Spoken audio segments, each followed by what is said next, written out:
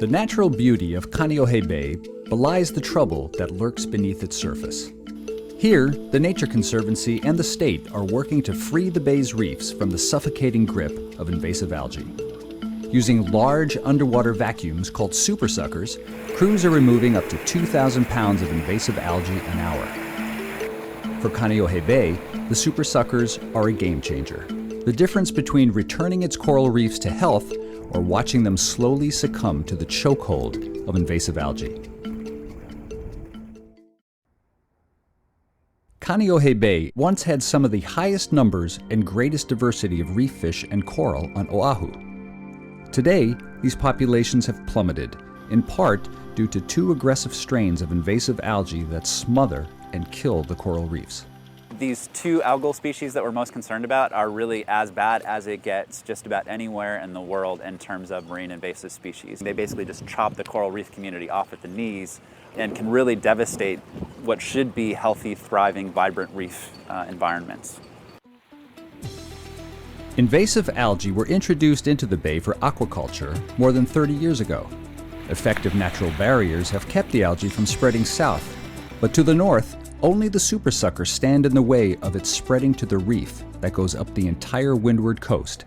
This algae got brought in decades ago, so it's had all that time to basically spread all the way across the bay. So if we don't knock it back now, it'll only continue to kill the coral that's already here. And then the other danger is that it'll escape outside of the bay. Frankly, right now, it's expensive to control algae within Kāneʻohe Bay, but it's doable. If it gets outside of the bay and established at multiple portions around Oahu, it's not going to be feasible to remove it. So this is basically our best and only chance to stop this from really doing a number on all of Oahu's reefs.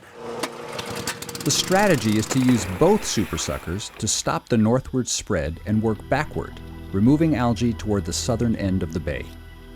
Once the algae are removed, the reefs are seeded with native sea urchins, which eat the algae and keep it from growing back.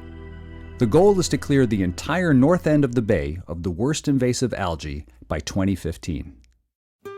Kāneʻohe Bay provides so much to so many people. You look out here and it's just beautiful. And hundreds of people use the bay every day.